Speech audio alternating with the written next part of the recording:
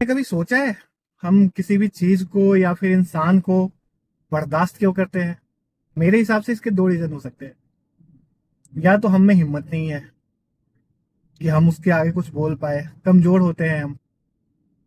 या फिर दूसरा रीजन ये हो सकता है कि हमें जीवन में शांति सुकून पसंद है, हम चाहते हैं किसी तरीके से चीजें चलती रहे, आगे वक्त के साथ शायद ठीक हो जाएगा। ये दो चीजें हो सकती हैं।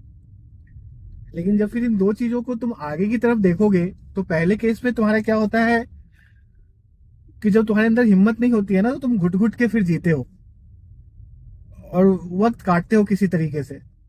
लेकिन एक अंदर जो घुटन होती है ना, वो घुटन तुम्हारी जान ले लेती है और वो तुम्हारे मरने के साथ ही खत्म होती है। फिर जो दूसरा वाला ये रास्ता है पॉजिटिव इंसान का, जिसको लगता है वक्त के साथ सब ठीक हो जाएगा, ट्राई कर लेते हैं, पेशेंस है, इतने सारे वो इंसान समझौते करता है, कोशिश करता है चीजों को ठीक करने की, पॉजिटिविटी रखता है। क्या ठीक होता है अंत में?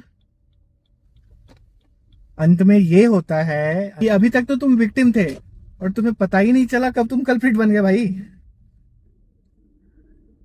अब तुम, हाँ, you are the culprit bro. और जब तुम्हें इस चीज का एहसास होता है ना, फिर तो तुम्हारे अंदर की जमीन खिसकती है और फिर तुम्हें समझ में नहीं आता कि तुम करोगे क्या। इस केस में भी तुम्हारे पास तीन रास्ते होते हैं और तीन तरीके से इंसान आगे बढ़ता है। पहला रास्ता क्या होता है? जो जैसे चल रहा है चलने दो, सच को एक्सेप्ट कर लो, अपनी भावनाओं को दबा लो और जब तक जी सकते हो जी लो। ये तो फिर भी ठीक है।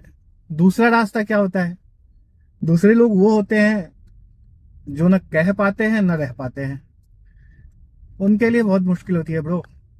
वो अंदर ही अंदर घुट घुट के मरते हैं और उनको सुकून मौत के साथ ही मिलता है।